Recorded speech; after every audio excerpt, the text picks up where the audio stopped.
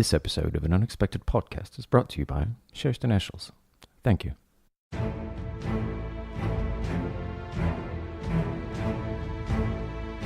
Hello, friends, and welcome to An Unexpected Podcast. I'm Ez. And I'm Lane. And we're talking Tolkien. We're coming to you from the Shire of America, the beautiful state of Ohio, in a little village called...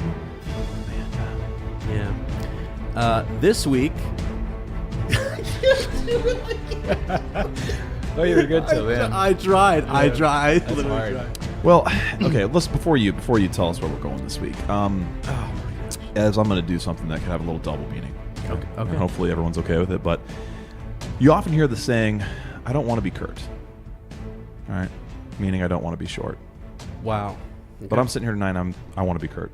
Yeah. Kurt Jones. And he's here with us right now. And by the end of this episode, you guys are going to want to be Kurt Jones too. Wow. Fantastic man of the highest quality. Yes, he is. And he's proven himself. He has. See what I did there? You did. You tied it in. Yeah. Kurt? How you doing? I'm nearly in tears. No, get out of here. That was a fantastic introduction. Is that a waterfall? Thank you. That was good, wasn't it? That was incredible. That was solid. You know.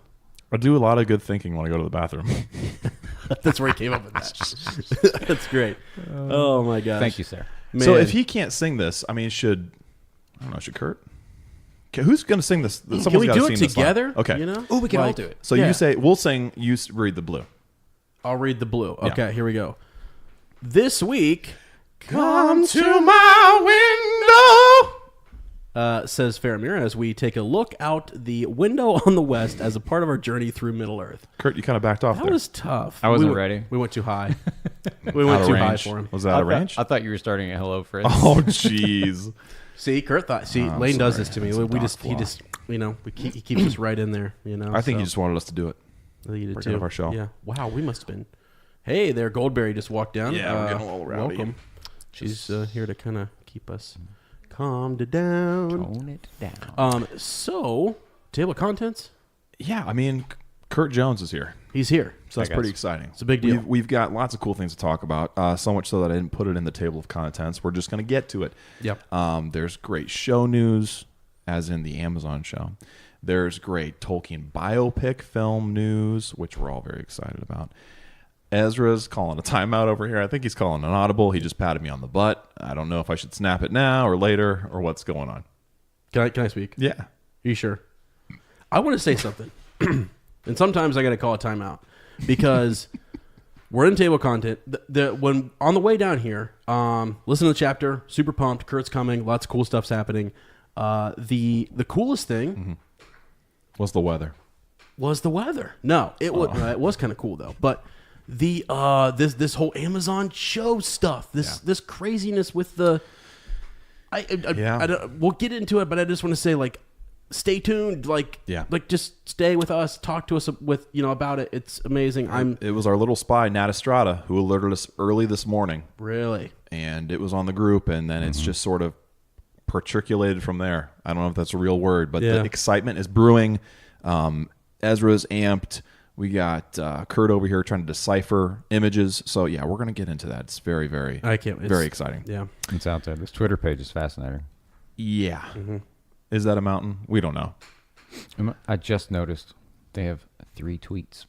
Yep. The power 3. There we are. Oh, geez. Jiminy. Is that an ill omen or good? What's going on? Oh, boy. They have 3 tweets, 3 rings for the Elven Kings under the sky. It's going to my stay that way. gosh. Good grief. We've established this map is Third Age. Guys, we have never gotten All this right. serious in content this early. We got to back off a little Kurt's bit. killing me right Okay. now. He's absolutely killing me. We got to back off a little bit. I've never been more stoked to talk about the TV show. Go. Spoiler Sorry. alert. Let's talk about Spoiler. well, that's funny because I've been stoked for a year. Yeah, I know, but I'm sorry. I'm glad you're finally with me. Let's talk about our weeks. Okay, our days. How have we been? Quick counsel.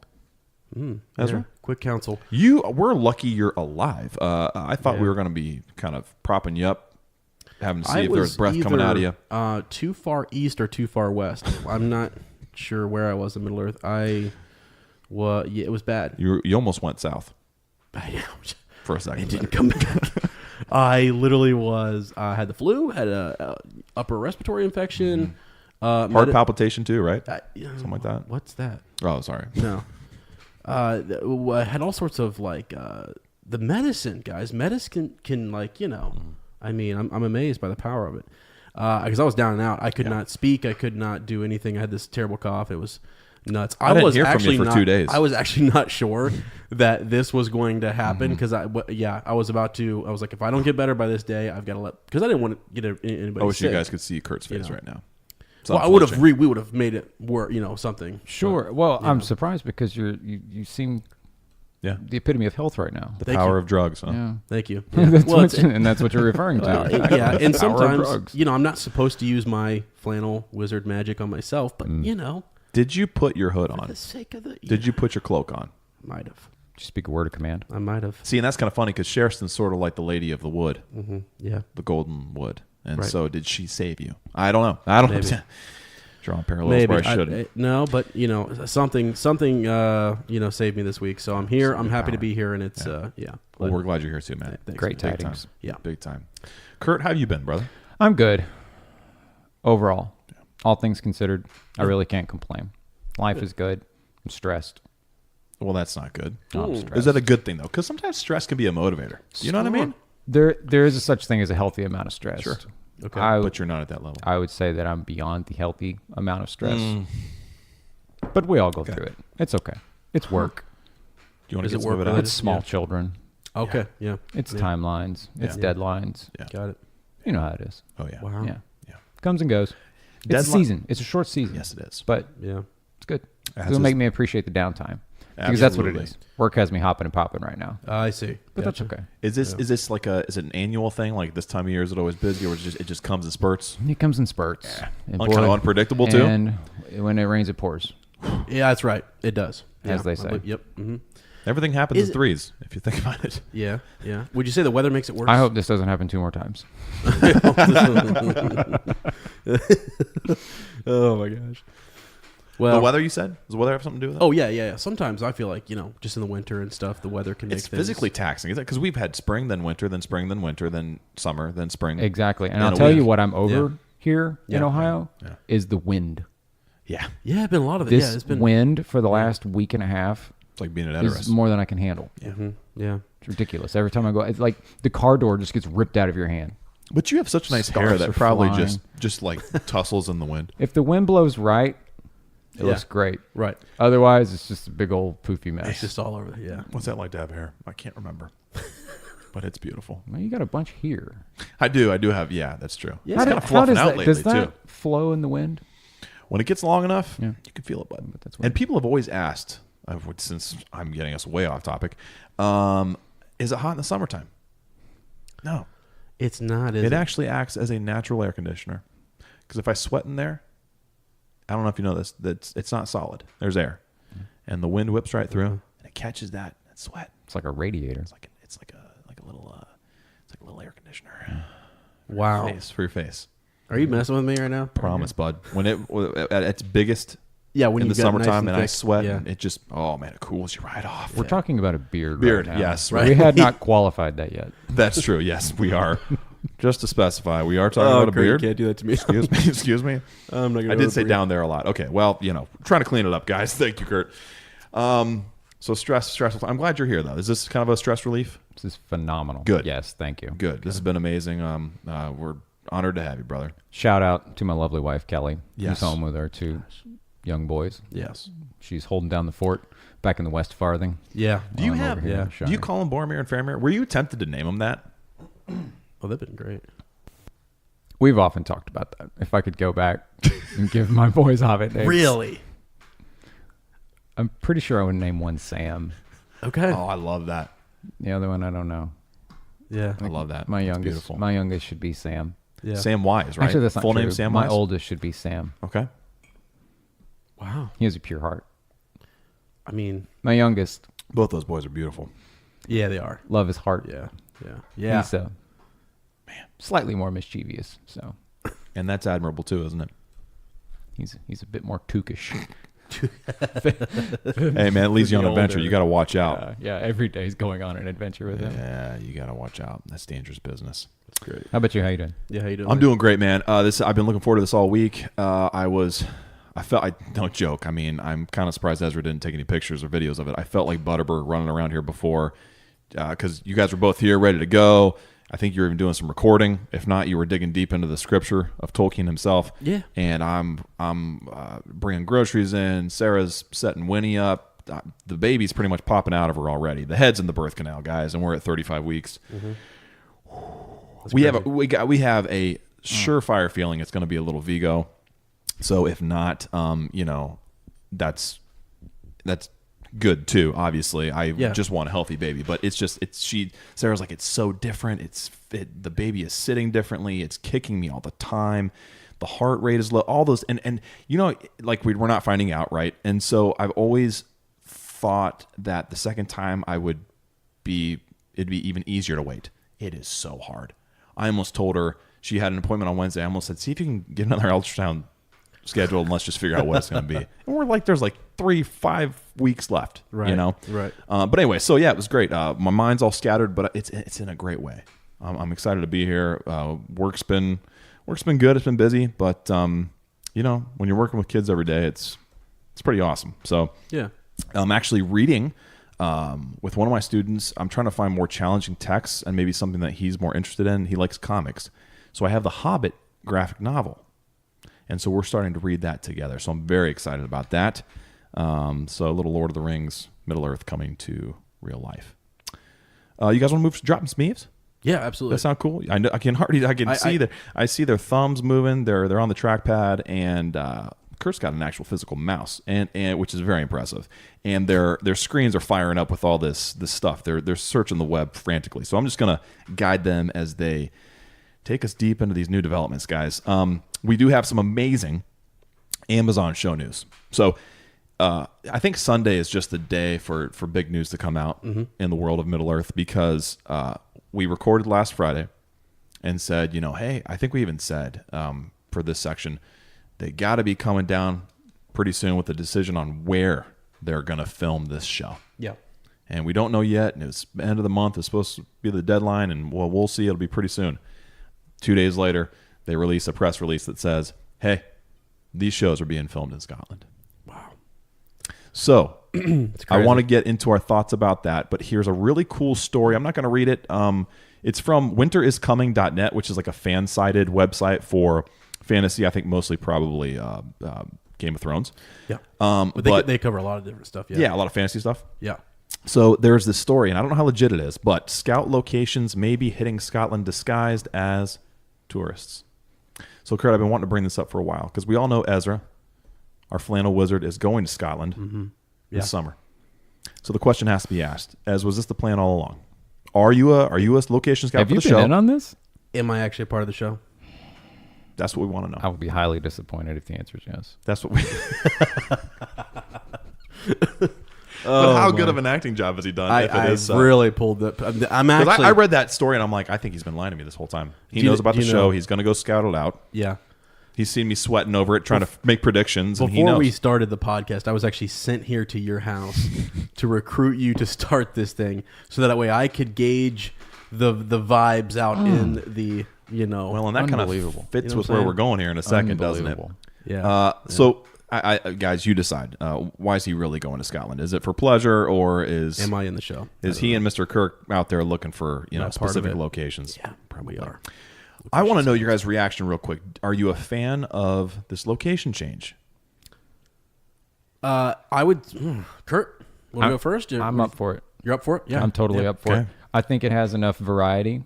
As soon as we found out about this, members of the group were posting pictures, like their own personal pictures, from trips to Scotland, from trips and from being there. And the pictures they were posting were surprising to me, because I thought, okay, when I think of Scotland, I'm thinking of green, rolling hills. I mean, I'm seeing jagged rocks. I'm seeing very memorial type areas. I'm seeing lowlands. I'm seeing plains. I'm seeing, I think it's got it. I think it's got it. And go ahead. We hope the show is closely related to what we already know from the films, but different enough that it can be standalone. And I think by the change in terrain, it's similar to New Zealand. Yes. But not entirely the same. It's almost like an echo. Maybe an older New Zealand, even, if you think about it, Yeah. As I want to hear what you think too. Well, I love everything Kurt just said. No, I love that. I think it's... I'm okay with it. Go ahead. I just want to say real quick that I like it.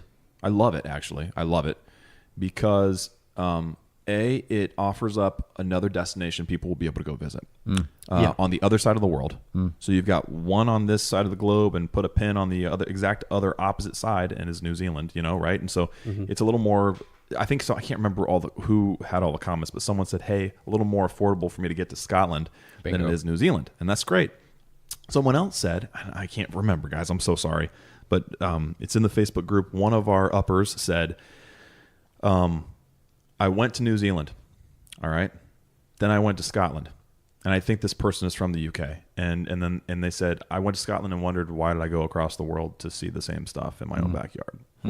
That kind of a thing. And bottom line, when Tolkien was writing these stories, come on, Middle Earth was the great great great grandfather of the British Isles, right? Indeed. And so some of the places that he was inspired by, some of these more dramatic scenes in Middle Earth that appear were inspired from Scotland, Northwest Europe. Yeah, this is what he's talking about. He's talking about, I'm sure, when he was out in the Highlands, he got inspired by the mountains, by the diversity, by the complexity of Scotland. So I'm excited about that, and it's going back home. Yeah. It's he wrote it there. He's from there. It's great. Well, it's kind of cool. I mean, he's there. I mean, if you're on the cast and crew, there's a lot of stuff you can go see, and that relates back to him, his works, his gravesite, where Inklings, all that kind of stuff. Yeah. You know what I mean? Yeah, it's not on the other side of the world. Which is kind of neat for them to take a break and maybe go down and do some fun stuff there. I don't know. Now the other bit I was thinking here is, what are the locations, and this will maybe tie us into some of the new stuff that we just learned about literally today, at least for me anyways, early today. What if we go back to Edoras, if we go back to these different places, what does that mean if we go back to those places? Yeah. You know what I mean? Yeah. Would we do that? I mean, it depends on... Yeah, that's a great question. Could we go back to Rohan, but not necessarily Edoras? That's what I'm asking. Yeah. Or is it almost... so how many? This is totally different, but I'm just thinking in terms of reboots. How many Spider-Men have we had in the past decade? 72. Right.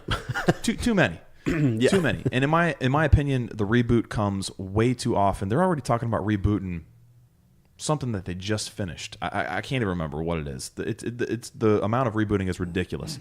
But I think to myself, there's been enough time. We've been out of Middle Earth almost 20 years now. Here we go. Yeah, I know where you're going. And if you're gonna revisit it in a way that's different, it's not gonna be okay. It's gonna be different in a good way, is what I think. I don't think it's gonna be different in a distracting way. And I'm almost kind of open for someone else's vision of it. So you're saying that perhaps it wouldn't matter. Edoras doesn't look the same because we're actually going to redo the Lord of the Rings series. Maybe is this a re? I don't know if I'm gonna go that far. Okay, I wouldn't mind that. Remember when we were talking about that? At one point we were saying, I know. How much do we know? What do we know? What are they going to do? I know. Do we still know? We'll get to that too. And I'm not necessarily a fan of us redoing that. Yeah, it's right fine. now. That's fine. Just to include like the old forest and some things that people want to see. But some people are. Some people wouldn't mind seeing a whole other take on the book series. But I don't know, Kurt. What do you think? I don't want to see reboots of what we've seen in the films thus far. I don't want to see Edoras. Yeah. I'm all for seeing Rohan.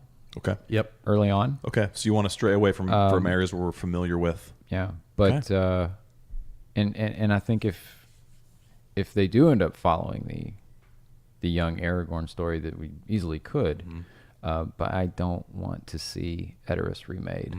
Yeah. I don't want to see. I kind of don't want to see Rivendell. Rivendell remade. Yeah. Well, the beautiful thing about Rivendell is, I don't know how you could do this without it. Right. And so much of that was a set, so they could recreate that, and it could be it could fit in there pretty seamlessly, I think. But yeah, that is going to be the big conversation. Is do people want to see a revisioning of things? Yeah, or not? I mean, Hugo is Elrond. I know. That's just it. Yeah. Just like Ian is Gandalf. Well, that's the interesting thing. Some of these guys, Gandalf has said, I would come back and play, or Ian McKellen said, I'll come back and play Gandalf. He's begging to come back. Yeah, and play Gandalf. Yeah, he is. Hugo Weaving, would he do the same thing? It just takes a couple of them, and I think more and more. I want Viggo Mortensen to come back. I have fallen in love with this idea of the old king going out for one last hunt, and this story being based on him recalling his youth. Yes. Yeah. So he's in the very beginning, and then it's Viggo. I want it to be Viggo, and either him writing his stories. Maybe you take the whole vein of like, how Bilbo is writing, The Hobbit, or it's just his memories. He's going through his memories. I love that idea. I fall in love with that. I don't know if they're going to do it, but the fact that Weta creators made that old Aragorn painting, I don't know. So we put this to you guys too. We said the Amazon show is being reported to film in Scotland. How do you feel about this? I was blown away. 252 of you voted.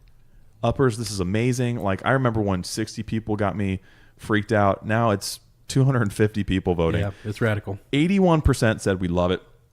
19% said no. So overwhelmingly, we're on board with Scotland. We're excited about it.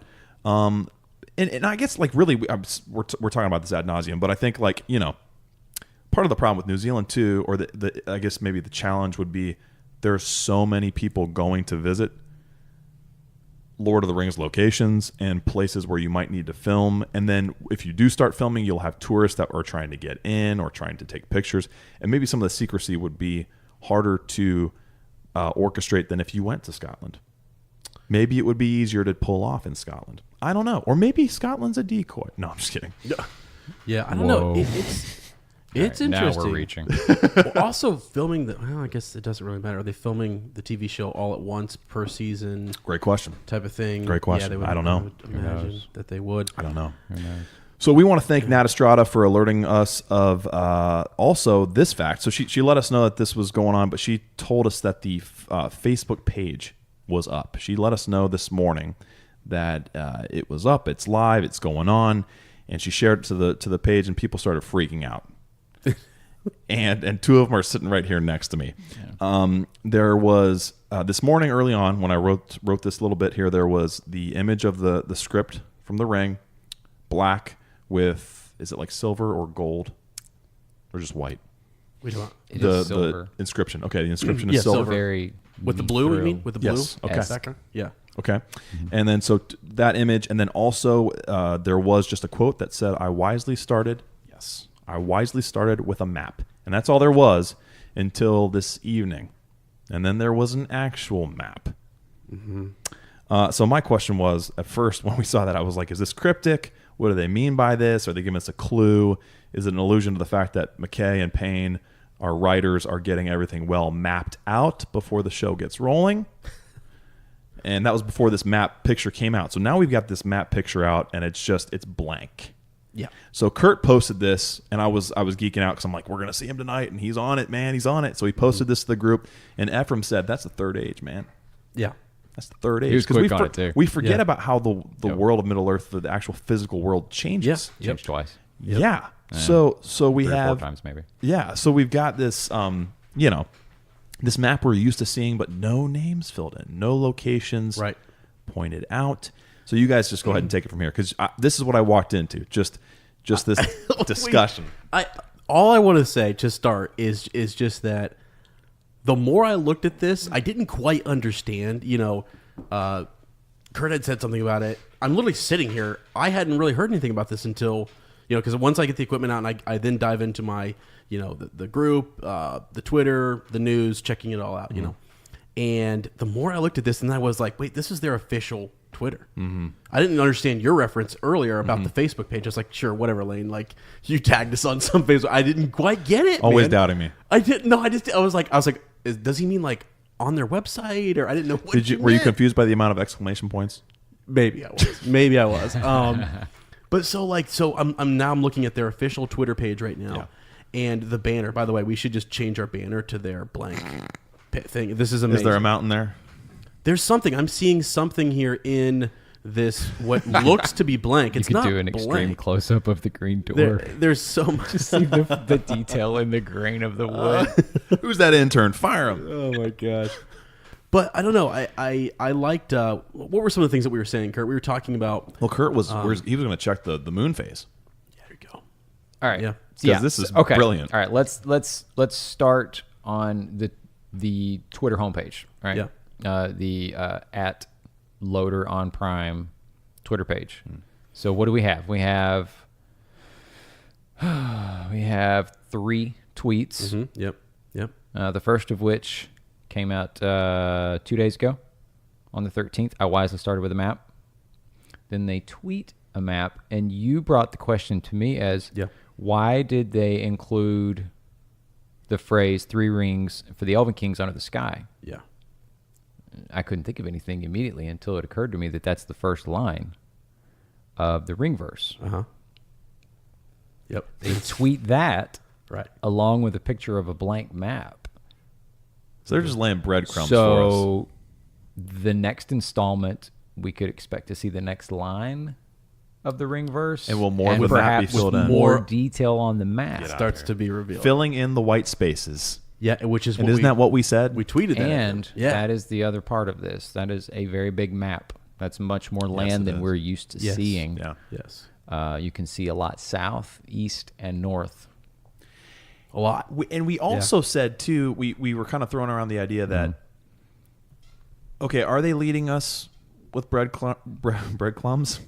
Maybe. They're leading us with breadcrumbs, Julian. Or are they trying to see what people want? Are they throwing this out there and saying, okay, what kind of if we throw a blank map of Middle-earth, what are people going to think it means? What are people going to say that they wish happened? I mean, because that really is, that's brilliant. Because it engages your source. He's got it. What's up? What's happening? We almost left out the color of their emblem. Is it a navy? Now, well, it's blue. Okay. And if you pay attention to the films, the color blue is what's associated with the Return of the King Yes. films. And this is... Which makes you think of Aragorn, which we've already heard rumors that the show could be about young Aragorn. Please, Lord bless him. Yes. Amen. Oh, wow. So I don't know. It's exciting, though. You could go in 10 different directions here. And I don't know if anyone caught it early on at the top of the Twitter page. What Lane is giving us such a hard time about is pretty fixated on the top of the page. The enlarged banner that scrolls across the top. It seems to be an extreme close-up of the map. Right. And But Kurt, tell us what we would need. It could be the fold, or it could be a mountain. It could be. I don't know. I see a butterfly. We're waiting for the crescent moon. You know, indeed, yes. That's what Midsummer's Eve. Yes, because we think there are hidden things there. You know, actually, I mean, I know we're joking, but I mean, Ez is not joking. I'm being, they are joking. Quite serious.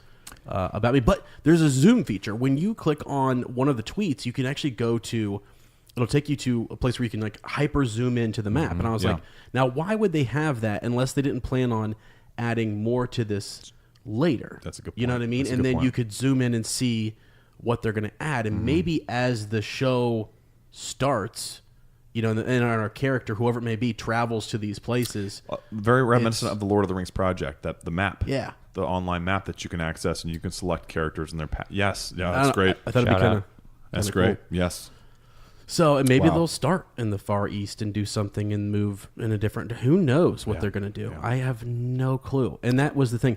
I was even looking at this map going like, okay, if I zoom in on the Old Forest, is there something there that shouldn't be there? Where is something missing on this map? Some boots laying there. I was looking for the Lonely Mountain, and I was like, did it... Blue jacket. Just kind of laying on the ground. Yeah. I'm looking for all those normal features. I'm just like, is anything missing? Or is there anything that's slightly different? To characterize it for a certain age or something, or timeline. Well, or just a clue. I'm looking for clues. I'm looking for. We were just looking for anything out of the ordinary. Yeah. Anything. Typical that they ranger and wizard over here going at it. I don't know. I was cooking meat on the grill. I don't know.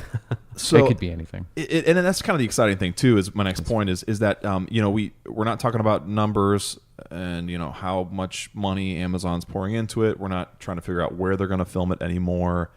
We're not speculating. Well, we are speculating on what the show's going to be about, but it's nice to have some clues and then this feeling that they're just going to keep laying these out, or maybe that they're using this as a gauge and that they're going to make decisions based on how we react. And also, guys, I think that their page went from like 300 to like 1,000 people And I think they were talking. Our uppers were talking about that too. Like from yesterday to today. Yeah. And that's probably because Most all of of us jumped on there. Yeah. So they're going to get a lot of input from people who care about these stories greatly. Did something just happen? I just refreshed their Twitter page from earlier. They're listening, aren't they? No, it's earlier it was at 14.7 thousand followers. Now they have 16.4 thousand followers. Yeah. So they picked up a couple thousand in just a few hours. Yeah, it's catching like crazy. Yeah, it's going nuts. And that's great. We want Tolkien fans, young and old, near and far, all over the world to get excited about this because this is going to be a huge deal. It's going to be amazing. They're not going to let us down. The magic is right, guys. The magic is right. I have high hopes for it. Yeah. I think it's going to be great. Yeah. And the availability, the widespread availability it will have through Amazon will be great. Yeah. So I'm getting giddy. And even just the way they're rolling this out right now, it's the right way to do it. I love focusing on the map. I love the familiarity of it. Yes. And the fact that their very first tweet, Tolkien's words. Yep. Tolkien's words. Mm-hmm. Yeah. Not someone started else's. with a map. Exactly. Okay. Just lots of layers, like you said. So let's move on to the Tolkien biopic. There'll be plenty of show news. Who knows? Maybe someday we'll be able to do some episodes dedicated just to the show. Oh, I'm sure it will. Yeah. Mm-hmm. So the Tolkien biopic, we talked about the release date, May 10th. It is coming out. That's Mother's Day weekend here in the United States. The first Tolkien trailer, the teaser, was released. Mm-hmm. When was that? It was this week? This past week? week? Yeah. So again, I think it happened like on Tuesday or something, right after we. The episode's already, yeah. Right.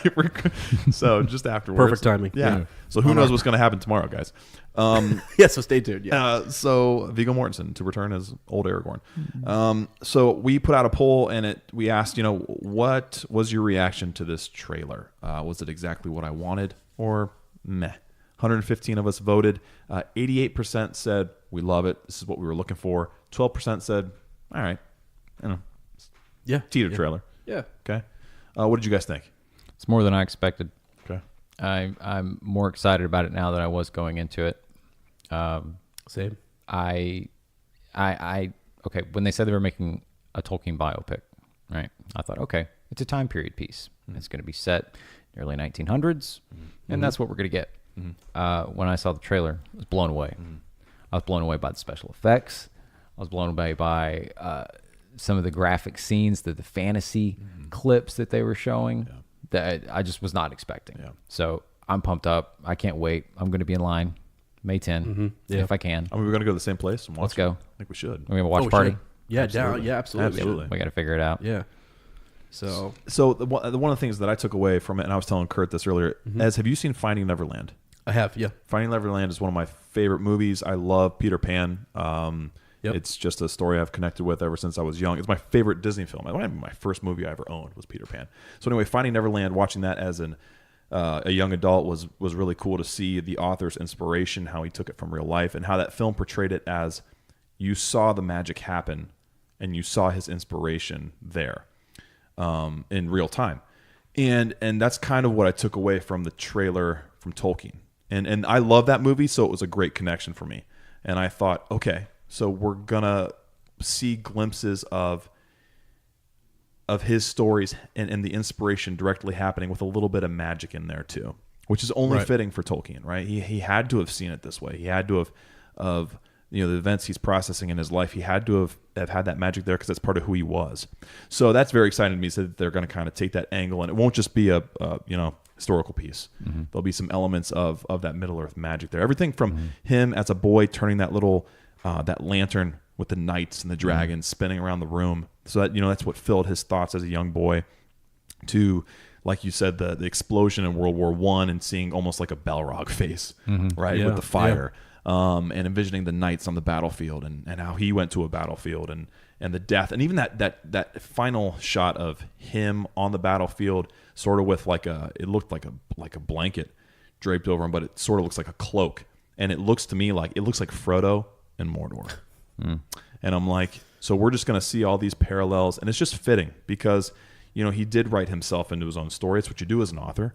Right, your experiences inform what you write, and so I think it's going to be the best I mean, we'll wait to see, but it just feels right. Everything feels right. The actors, Nicholas Holt's he's a great actor. We know several others who've they're classics, and they're going to be involved in this movie. So it's very, very exciting. What'd you think? You on board? Yeah, I'm on board. Just initial for sure. reaction. Yeah, I was blown away, and I did after you said the Finding Neverland. Made that connection. I was like, I hadn't seen it in a long time, but it does fit. There's just a lot. There's a lot of connections to his works. That were subtle, but yet they're in this. It's what he's seeing, right? Mm-hmm. I feel like when he's in some of those battle scenes, it was sort of like what he saw. Mm-hmm. Versus what maybe the guy standing next to him saw, might have seen, are different. Yep. And this is the inspiration. Mm-hmm. That's where some of this came from. So, I don't know. It kind of drove home for me that like just like last week we were talking, with your mom that those inspirations just keep. I don't know. It just keeps kind of coming to me more and more that he really took a lot from that experience in war and his friends and loss and what have you. To write these stories. Yep, so, absolutely. I'm excited to see it. Honestly, super excited. Yeah, more than I was before. Just like Kurt, I'm like really in. Now, so it's very exciting. So that's I know that'll be enough to satisfy us until I'm we'll start getting some obviously some great news about the show. So it's just going to be great. It looks like really high quality too. Yes, it does. It looks really good. Mm-hmm. Yeah, it does. And it also seems like it's exciting. Like, I was worried that it was going to be kind of dull. Mm-hmm. And I'm just going to be honest. I was worried that, this is going to be neat. It's going to be just a little history lesson, etc. But it's got some passion to it. There's some, it's the story. It's the him part, meeting, the part that it's going to be a love story. That's the part that excites me. We're going to see Baron and Luthien in the flesh. I guess I forgot that's what this is going to be about, There's a scene of Edith dancing. Yes. That for me, I was like, that was great. Yep. And even the way they filmed that, the angles, the looks on the actors' faces, I'm like, this is just going to be, it's going to be great. You're going to be able to sit down and watch this and then watch The Lord of the Rings, and it's going to feel somehow the same. I would love to see some visual connections, and there may be more. Phil S., resident historian, that's right. Added Fill to us in. Facebook those still shots from the explosion on the battlefield. Yeah. And that face looks just like the Balrog. Now, you and I talked about this earlier. That Balrog is actually a Jackson vision, but I'm okay with that because we still get to see the tie-in. The concept is there, and it's there in a familiar way that we all know because we know the Jackson films by heart. That is a really good point. We can make that connection as well. Yep. I'm all for it. That makes you think. So, wow, that's bonkers to think about because I never thought about that. That what we see there is that Jackson interpretation, but then that's what we know, and we're using that to tie you into. Because that's what you're right. That's the image you think of immediately. Because it's that Balrog roar in Moria where it goes roar, and its mouth opens and the fire comes out in the eyes, and that's what you see in that explosion. You see the two eyes in the mouth, and it is like an instant tie-in. And I think they're smart too. They know that a connection for us. Yeah, we love those films. We're coming into it. What's up, dude? It just makes me think. I'm so happy right now. I am so happy too, dude. I am so. Oh my gosh. It just makes me think too. The more I think, I'm probably gonna be emotional now during that movie. Just thinking about like it's one of my favorite parts is Gandalf there. You shall not pass, right? Yeah, facing him, there, and you think about it when maybe he had an experience, I don't know, out there on the battlefield where he sees that image and fly, you fools, and like someone's sacrificing themselves so that you can make it. You know what I mean? It's just like now it really just drives it more. I mean, it's always been there. I've always known that there's a potential for that connection to have been there, but now it's just more real. I don't know. It's also kind of wild too that we got to see They Shall Not Grow Old. Like the timing of this is getting kind of crazy. Like we saw They Shall Not Grow Old. Right. Now we're going to see, and I think if I hadn't seen that, I wouldn't be able to appreciate this Tolkien movie as much. Maybe not as much, but I'm going to come in more informed with a better understanding of what World War I was like. Right. Yeah. And just I was watching that documentary. It was brutal, and I was like, "Yeah, I get it. I get why he wrote about death. I get why he, why his sense of what evil is so true." So yeah. Wow. Okay, we're gonna get into other corners of Middle Earth. The conversation will continue, guys. We're This very could be excited. This could be a 3-hour podcast. I know. just so Sorry. you guys know. Part 1 and part 2.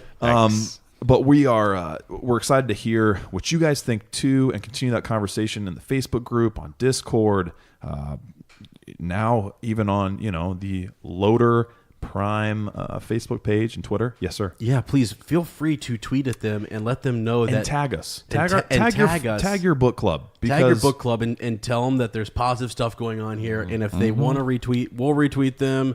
I just want to be, like, we're here to interview anybody who wants to be interviewed. You know what I'm saying? We want to be number 5 on the following list. We do. Yes. We absolutely do. Trying to get them to follow us. Yeah. That's right. And tell them, too, that they can fly our entire book club out to wherever they want to and just give us an inside peek. Right. We're fine with that. Yeah. We I'll can be all an extra. coordinate that. I'll be an extra. Can you imagine? Oh, dude. All of us. Okay, make it happen, guys. Make it happen. If this book club can do anything, it's that we can do anything. Yeah. Okay, so the Billy Boyle had to mess up eventually. Every line of my life. The Billy Bloyd World Tour rolls on. Erica Barnes had the worst time That was good. with Billy at the worst bar. But actually, it was a great time. That's just a play on words. And actually, Billy's could have been here tonight. Billy's close. Gosh. Could have been here tonight. Billy's close. Billy. He's flying on an eagle currently. He's currently high in sky. Like Thorondir. He's I mean, Erica, we're not mad, but, no. I'm kidding.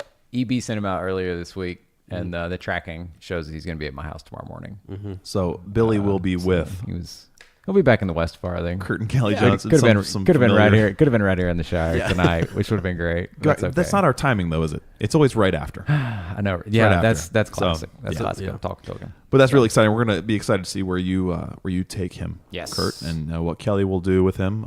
That came out wrong. And the boys as well. Okay. So, okay. Yeah. Moving on. You don't want to see what my boys will do to Billy- it. Oh, boy. Billy- Yeah. He'll be colorful. Rip him in half.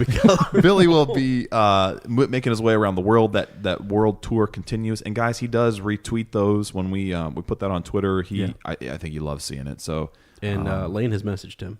yes, It's on. I told him. I said we want to talk to him. So if you guys, tag him or whatever too.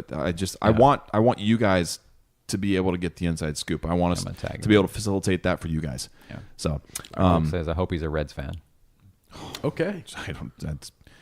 It's kind of, well, he is a took. So. I hate oh, gosh. We've got some poll results as well. We've only had about 10,000 polls, guys. Sorry, but there's a lot of questions we could ask you after that last chapter, but only one, which we really want to know your answer. Have you ever had stewed rabbit? 21% of us said yes, it was delicious. And 79% said never had it. Nope, don't think so. 206 votes in that poll. So my question, Kurt, have you had stewed rabbit or rabbit? I've never eaten rabbit. Okay. I've eaten squirrel. Was it a rabid squirrel?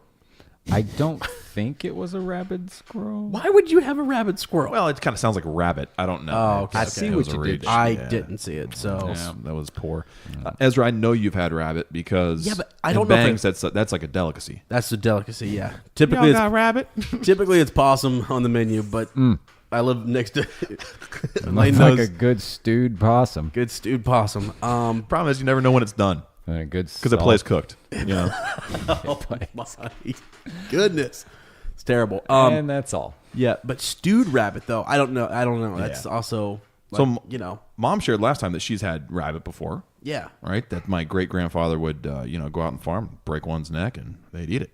And a lot of the people who voted yes, they are British UK uppers. They talk about going and get it from the butcher or their grandfather, their neighbor, or whatever had some, and They just keep Coney on hand. just conies around. You know what I'm saying? So they said it was kind of a tougher meat, and I'm guessing kind of darker. But I don't know. I ate squirrel when I was a teenager. I actually, Was it good? no, I didn't care for it. Isn't it kind of tough? It Like I don't really remember remember- the consistency that much. I just remember that it still had shotgun pellets in it. Oh, nice. Yeah, Kind of like so- Back to the Future 3. Yeah, it wasn't a pleasant experience. It was fried. It's kind of battered. Okay. Yeah, yeah. Take away from the taste a little bit. not wouldn't it? really my my go-to meal these days. Yeah. No, it wouldn't be. No, sir. I'm on that Baron one-hand diet. That's right, my man. Oh, man.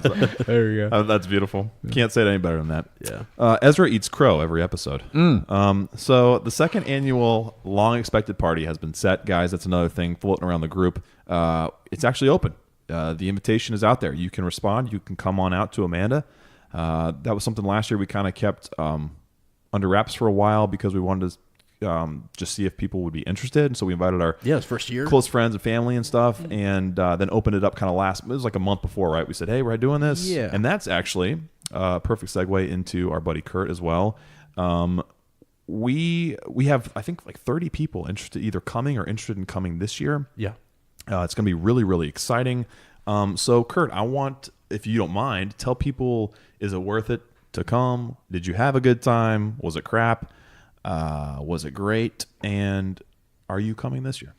I was honored to be a part of the inaugural long-expected party tradition that was started here. We sat right in here and did trivia, didn't we? We did. It was definitely worth the trip. Kelly and I came. She had no idea what she was coming to. She thought it was a Freddy Krueger. She did not know cosplay. that I was listening to the podcast. I don't even know. I don't even know if she knew I was contributing to the Patreon account. Are you kidding me? I didn't know this. Probably brought it up, but but she tuned you out. I do remember when I told her, "Yeah, hey, we're going to go to this thing." I think she probably envisioned it as some kind of Comic-Con event. Yeah. I will tell you, to answer your question, yes, it's worth it. If you can come, come. These folks, Lane as Goldberry, their family, as a sister, Lane's parents, who else? Didn't you have an aunt? There were several family Sister members. was here. Sarah's mom was there. Yeah, Gina was here for a while. Yeah. Biljo. Biljo Baggins. Oh my gosh, Bodo. That's right. Yeah. And he's going to be annual. He'll be there every year. It was great. Yeah, I mean, the yeah. place was decorated. It was just, we got rained on a little bit, but hey, we need another wizard for that. At any rate, yes, it's definitely worth it. Kelly and I have made friends with people that we would have never met otherwise. Pretty amazing. It was a good time. You could tell that no expense was spared in the details. A lot of preparation went into the party. I expect nothing less coming up for LEP2 or LEP19, if you will. I'm pumped up. I've already clicked that I'm going. Of course, we're going to be here. That's on Saturday, right? Wouldn't be the same without you. Nope. It's on a Saturday. It's on is it the Saturday. same date? So you may not know this, but it can't be. It can't be. Because apparently Kelly year took you to school, man. the same calendar date falls on the next day of the week. Yeah. This was something that actually occurred at the party, guys. So I'm 87 and I did not know that. We were talking about that. We were like, well, guys, we're going to have it. It's toward the end of the night, and I looked around. I was like, so we're doing this next year, and we were like, yeah. I was like, well, I don't know if it'll be on the same, it won't be Bilbo's birthday exactly, but we'll still do it on a Saturday. Yeah. And Kurt goes, wait, why wouldn't it be on the same? Why wouldn't it be on his birthday? And Kelly goes, are you serious, Kurt? Well, everyone was just spouting it off the top of their head. They knew what day it was going to be. And I'm like, how do you know what day it's going to be? I didn't. I was silent. I should have supported you more. Yeah, a little bit. I should have. He let you drown. I think I had too much of the Hobbit juice, and I was just like, somebody's right and somebody's wrong. I don't know what's happening. We had uppers coming from 7-8 hours away. Yeah. Yeah. Nick so Freeberg. if you're within that kind of range, I say get here. I mean, everybody's bringing food. Yeah, everybody's bringing a good time. Yeah. It's just a good group of like-minded people. Yeah. And you'll cherish it for a long time because you finally get to meet the people that you've been listening to and that you've been interacting with on Facebook and getting to actually put a face with it and have new friends and new relationships because of that. And it's all because of Tolkien. Yes. And it's amazing? great. Yes, and that's the amazing. connection that we all share. And it's just man. really good to be able to come together in person and do that. I was really sorry that I couldn't go down to the Rohirrim gathering. So were we. Oh my gosh. I know that we kind of got weathered out on that. Yeah. I couldn't have made it anyway, but Yeah. But we no, were too. I know. That's one of those things where you hope, like, if you can't make it one year, you're kind of like, man, I hope they do that again or what have you. So, Shout out. Yeah, and it's nice that we have this is sort of like a nice little. We're all fans of Tolkien, and it's sort of a fan created us here. Readers, listeners, watch all that good stuff. Yeah. Just here in the Shire of America. It's amazing. It's a safe. I don't know. I don't know. Safe, wonderful place where you can come and become a member of the fellowship for real. Yep. It's just it's so cool. it's good. I knew I loved Kurt when he. So I don't. Sometimes I go overboard. I don't know if you guys know that, and I get really nostalgic, and I'm always the guy who wants a picture somewhere to remember something by, or I'm always trying to create breadcrumbs from to remember times, things that I can look back on and go, yes, I remember that day, or this captured that moment perfectly for me. And when he whipped out that map, I know. So Kurt came with a map of Middle Earth, whipped it out, and he's like, "So guys, I got this, and I figured we could all sign it, and it would be something that I could kind of keep and sort of do it, start as a tradition." And I was like, "I love this guy. That's okay. I love this guy." It's hanging up in my study right Well, See, look oh, at that. really? Yes. Yeah. So Well, and everyone was kind of like, "Seriously, that's amazing. That's amazing." awesome. Yeah, So we all 'cause, got yeah. Sharpies out. We signed our names. Some Yep. people even signed like on particular parts of Middle Earth that they wanted to be associated Right. with. yeah. And yeah, like that kind of stuff. Like that's the cool thing that people when people come and they're their true self, and magic happens. Magic happens. So that was really meaningful to me, because I thought, like, that's something I can relate to. Like wanting to have something tangible to take back home with you, and that was a cool moment. Cool memory. What it reminded me of was I can't remember exactly how he said it, but he said just to what what's the word? Yeah, commemorate. Come on. Can't speak. But this was the first year. Yeah. So I was like, wait a second, this is year one. Yep. Kurt's saying there's going to be a year two. Yep. You know what I mean? Yeah, It kind I was of already counting on it. Yeah, it was already, and so I was like, wow, okay, oh my gosh. Yeah. It made that just legit. So Yes, it did. It was super cool. And the cool thing too is we might actually have a studio dedication on that same day. If we can get this thing built, we will wait until Our plan is this long summer expected party. to really hit it hard because we'll both be off, and We will wait for the second long expected party to kind of christen that. Yeah. And you can have your voice heard in that studio, and it would be a cool way to just kind of inaugurate that. So that's another reason to get here, because you could be there for the first recording in our brand new studio. So holy smokes. yeah. Okay. Oh, man. Wrapping this up so we can get to the reread. I know some of you are probably like, come on, guys, let's get to the book. Well, there's just been a lot of stuff to talk about. The Bywater Post is out. Again, just all this crazy stuff happening. You guys are taking a part in and ownership of, and it's just becoming so much more than even a book club at this point. Guys, we're doing something amazing, all of us. So kudos to Jen Shepard and all her hard work, as well as all of you who contributed to the first issue of the Bywater Post. I think it's out on the Facebook group as a PDF, so you can go check that out if you're not on Facebook. Log in as someone and get on there, because it's amazing. I think it's like 8 pages of it's a newsletter that she's going to do monthly. Is that right? I think it's going to be bi-monthly. Well, she Bi-monthly? might have said monthly. Because she's talking about a March issue already. Oh, okay. So okay. Yeah. But Jen is running that, organizing that. It's beautiful. The format's great. The content's awesome. Go check it out. And it's going to be a way for us to get to know some of you even better, and for you to know each other better. I'm waiting for our first wedding.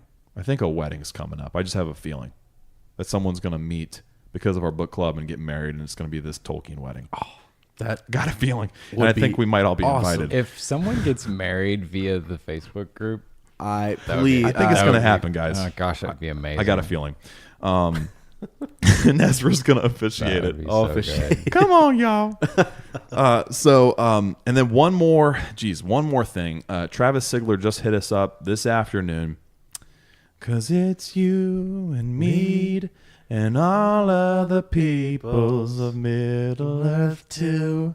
I can't take my eyes off of you. Come on. He wants to do so Weird Leather is also a meadery and they've had a couple setbacks, but were able to get a plumbing issue, and they're getting around it. They're finally done or getting close to being done and going to be able to produce mead. Well, some of that can be shipped. Once they're starting to produce it, you can buy that and they can ship it out to you. They are working. Once they get that up and running, they are going to work on an Unexpected Podcast limited batch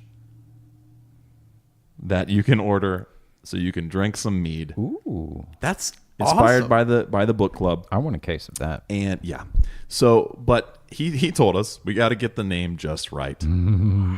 So we're gonna we might put that to you guys. What if we had a mead? What would it be called?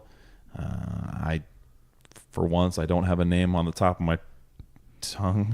of my tongue, but yeah. So that's some more exciting news coming out. Tip of my tongue. No, got nothing. Don't forget the sipping. Maybe. Oh, gee, just give him like 3 seconds, and Lane will come up with something. We got to ask. That's good. We got to ask pretty good. Nicole Don't and Emma forget the Rose if that's sipping. okay, Yeah. because they've been the true. What is it? The true soldiers for Don't Forget the Sniffing. They've kept it alive. Yeah, they really they have. Yeah. All right, guys, that's it. After 3 hours, we are finally into the reread. And this is no small reread, friends. No, it's not. No, it's This not. is not a small one. This is a long chapter, and I actually, and there's three of us now, so we can kind of. I think that's going to help actually to kind of we've got Kurt who's done the notes, by the way, that he's taken on this chapter. Fantastic. Well, Kurt, let's also bring up why did you? So we kind of reached out to you a while ago and said, hey, whatever chapter you'd like to be a part of, come on out and read along with us and be part of the conversation. Why did you pick this one? This chapter, while I can't claim it as my favorite chapter in all of the books, it's definitely it's got to be up there like top 3 because it's got 2 of my favorite people in it. Okay, and it's Faramir and it's Sam. Yeah. Right. And the 2 of them going back and forth. Yeah. And it's pretty awesome. It's priceless. The visuals that come out of this and the monologue by Faramir towards the end of the chapter. It's just fantastic. I love reading this chapter. It's just too good. When you showed up at the Long Expected Party last September, you had your Faramir shirt on. And that Actually you're wearing right it now. today. Yeah. And Kelly had an Eowyn She had her shirt on, which is just fitting. Yeah. All right, Ez, where are we, man? Yeah, What happened last time? We did some cooking. Well, last time we had 2 separate. I mean, it was 1 chapter, but it was 2. I don't know if you guys caught on to that. Yeah, but it like, was. There were a bunch of herbs, and there were some stewed rabbit and what have you. Sam really made a good meal for Frodo, and Lane's mom Denise did a great job. Yeah, it was awesome having her on. Guiding us through that, and Love you, I learned a lot about herbs. Yeah. Actually, I continued to look them up afterwards. And by the way, I would like to say, Kurt found out, and those on Discord found out, that one of my favorite things when it comes to Lane's house is to try out the new soap that's in the bathroom. Okay, and this is life imitating art again. And no joke, I walk in there today. No, not even kidding you. Never seen this brand, never seen this bottle. I don't know if they're messing with me, but it is lemongrass and basil. Yeah. I was like, is this a joke? Did Lane put this in from just last week? It smells amazing. So Sarah bought those this past week, and because we were out of soap, and filled up the store as it is, and that was unintentional, man. That was again like the Black Riders out the window, like the weather paralleling, right. Like Mom, and her love of herbs being on the last, and her green thumb being on the last chapter, and like Faramir sitting right next to us right here. It's life finding a way. Okay. To tie into the text. It's awesome. It's pretty wild. It's cool. Yeah. So what happens at the end of the chapter is quite different. So we end up kind of seeing Frodo and Sam. Well, the fire, the fire got a little out of control, That's didn't right. it? And A and little then plume of smoke went up. Didn't a it? little something. Here we are. They weren't too worried about it, but then they were kind of well hidden for a while They until Faramir and his men show up, and I love it too. It's they've got the, what do you call that? Just their eye. All you can see is their eyes. What is their that? mask. Like a Mask. Yeah. And they're wearing different shades of green, greens and browns. blending Browns. into the environment. Real cool kind of scene. And I just imagine them slowly moving down through, and Sam, Frodo, they see them coming. It's just a real intense moment. And Talk to this chapter about how silently they move. Yeah. Yes. How Absolutely. just like they're one. These rangers are one with the landscape, and it wouldn't be an easy landscape to navigate either. That also comes up that it's, you got to know where you're going here, and it just I love that kind of going into this chapter how the Southern Ranger kind of gets a little bit of a there's a love song for them here. There's a little tribute to them that we get to learn a little bit about them. We know about our Northern Ranger, right? We know about Strider and Aragorn, and we get to see this pairing nicely, and especially like as this character will eventually go on to meet Aragorn and become an important friend and ally for him, and work together. In rereading this chapter, I can't wait to hear Kurt talk more about it because I was listening to some of the connections that he was making with the histories and the men in this area and around that area, and I was kind of blown away by what he had to say about Rohan and these different places and the groups that were there. I don't know, it was just neat to hear that commentary, and then to know what's going to happen later on. Is interesting. But to wrap all that up at the very end of that chapter, what's his name? Is it Damrod? Damrod. Mablung. Right. Damrod. The Oliphant shows up or whatever. You probably say I always say it wrong. Oliphant. Oliphant. Oliphant. The elephant. Every time one of my children says elephant, I always correct them to Oliphant. Oh, good. You will learn the old ways, right? I just hope that one day their teacher reaches out to me and says, "What do you expresses her concerns for how my children are pronouncing elephant." We have Middle Earth accents, okay? Deal with it. Oliphant. That's where we come from. Get back on the Damrod, but your brother-in-law is Rod. You probably say Damrod all the time, don't you? I do, actually. Damrod? All the time. I do. That's funny. That's funny. So anyways, that's basically our recap there. Yeah. So you want to summarize for us? Just real quick? I will do my best. Because it's a long chapter. I think if we did a decent summary, then we can kind of jump, not wherever we want, but like we can hit some of the major points, takeaways here. Or you might just this might be the end of episode 1, and it might be a 2-parter. Who knows? Who knows? But so this chapter, Sam wakes up and kind of finds Faramir interrogating Frodo. Am I right? Yes. Indeed. Okay. Just double checking. I had a minor freak out there. I thought I was reading the wrong summary. Faramir wanted to know why the hobbits had originally come out of Rivendell. So we get all this kind of questioning. There's this great dialogue that happens between Faramir and Frodo. And we have the whole information about, or the details about Boromir, knowledge of Boromir. Who is Boromir to you? And then realizing Boromir's relationship to Faramir. And there's just this great unveiling of information that happens. So pretty much, Faramir says, I got to take you guys to Minas Tirith, and I need to decide what's going to happen tomorrow. We need to rest on this. So what happens is they take Frodo and Sam to the window on the west, Henneth Anun. And it's crazy. The terrain they go through, the way the Rangers move through it, they kind of work as one. It's beautiful. Eventually, Frodo and Sam are blindfolded. And again, no direct sign of Gollum, although Sam does feel the prick on the back of his neck as if he's, should turn around because he's being watched, and catches some sort of, and you got either Mablung or Damrod who says who was it? It was the other guy. What's his name? I don't know. That might be next chapter. The guy who sees that leads the Frodo big black down squirrel. To, yes. Yeah. I don't think he has a name. Yeah, I don't know. Is it okay? Yeah. The name. Well, of we'll guy. get there. Sorry. And so they pretty much get taken to the secret hideout they have. That's why they're blindfolded. They get some food and drink. They get some stories from Faramir about the history of Gondor. And Sam has a little accent here. He sort of blurts out some information that keep it secret, keep it safe, not so much. But the amazing thing that happens in this chapter is something really bad should happen at that point, right? Something really bad should happen, and we're comforted, and it's in a strange way. And it's this character who this whole time we're thinking, man, he's an awful lot like his brother, does something very, very different, and his response is very different, and it puts us at ease and gives us some hope for the future. Yeah. Right, I say right. Yeah. This is good. Sorry. Right. Perfect. So, and that was the reread. Thanks for joining us. Yeah, They just, I mean, this guys, the crazy thing is it just keeps getting more and more complex, and recap. even the summaries are long. you know? Absolutely, it Jeezy absolutely cow. does.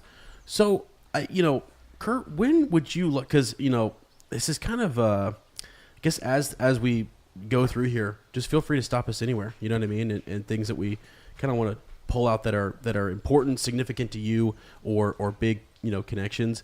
I was in the beginning of this struck by the visual, the semicircle, the crescent, shape, right?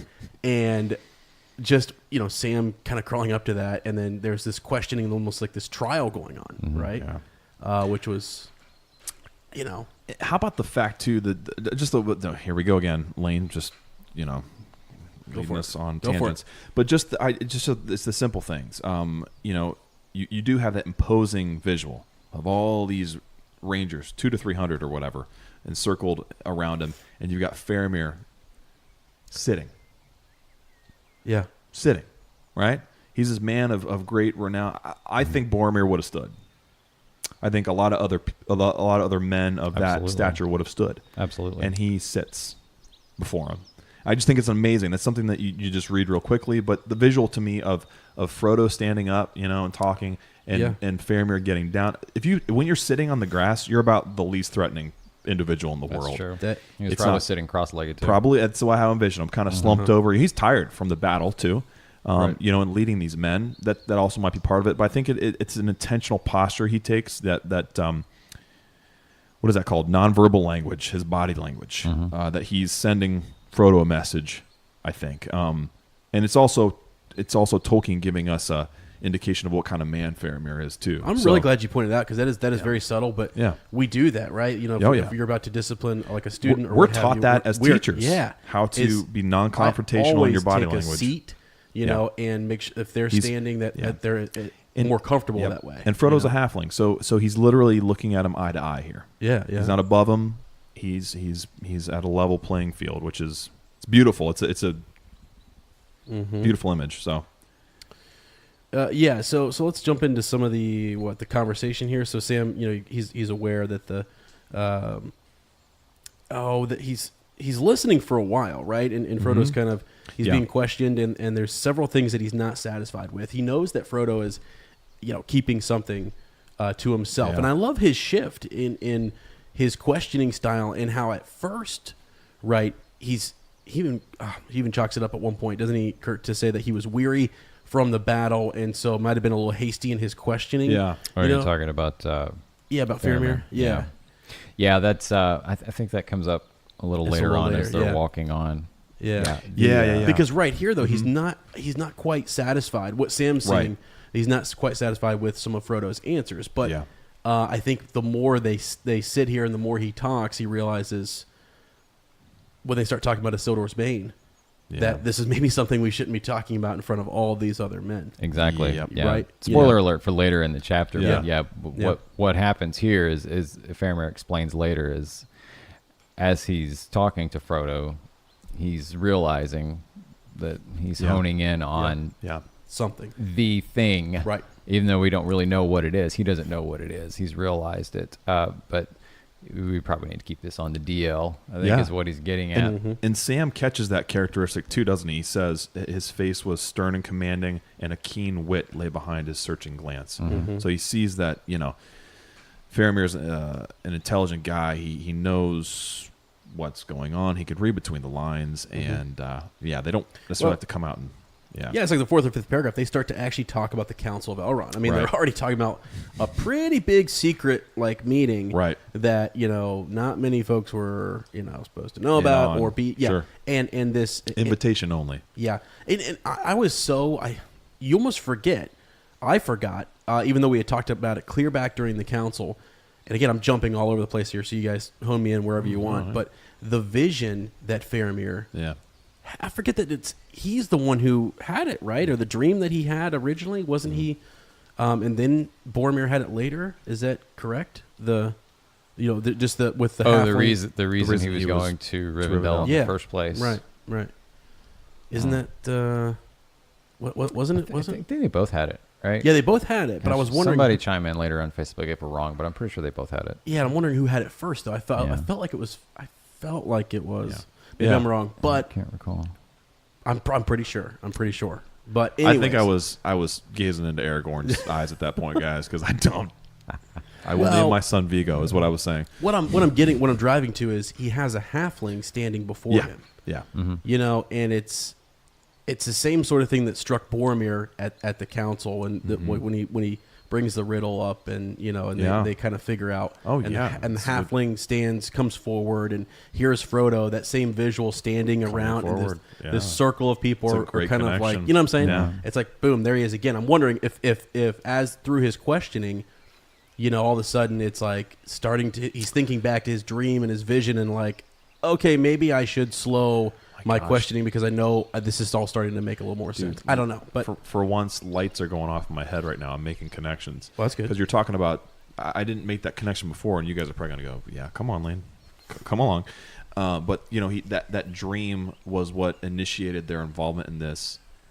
And, he sort of has like a dream-like experience. We're going to talk about it later. Was it reality? Was it a dream with seeing Boromir?